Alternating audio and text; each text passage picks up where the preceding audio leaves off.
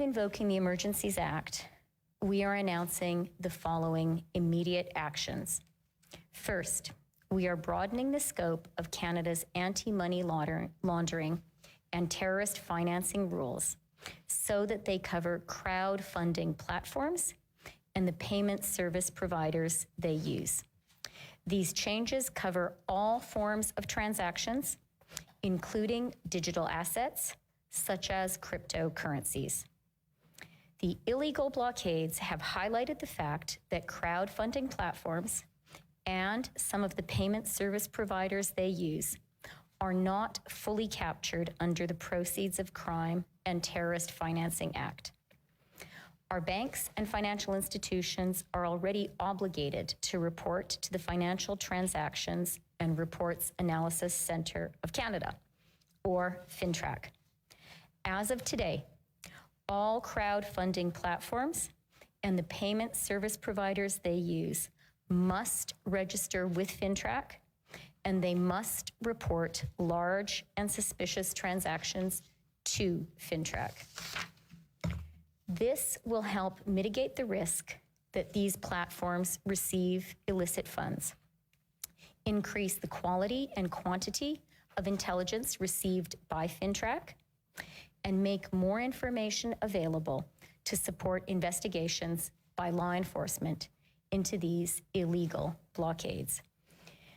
We are making these changes because we know that these platforms are being used to support illegal blockades and illegal activity, which is damaging the Canadian economy. The government will also bring forward legislation to provide these authorities to FINTRAC on a permanent basis.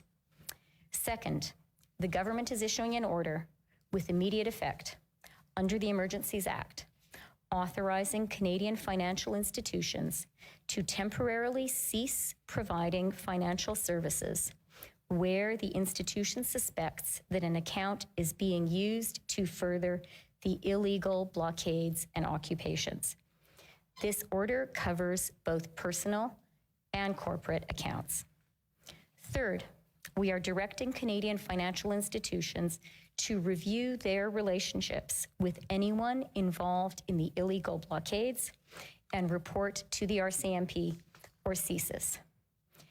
As of today, a bank or other financial service provider will be able to immediately freeze or suspend an account without a court order.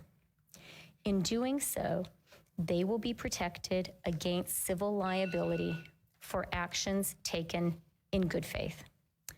Federal government institutions will have a new broad authority to share relevant information with banks and other financial service providers to ensure that we can all work together to put a stop to the funding of these illegal blockades. This is about following the money. This is about stopping the financing of these illegal blockades. We are today serving notice. If your truck is being used in these illegal blockades, your corporate accounts will be frozen.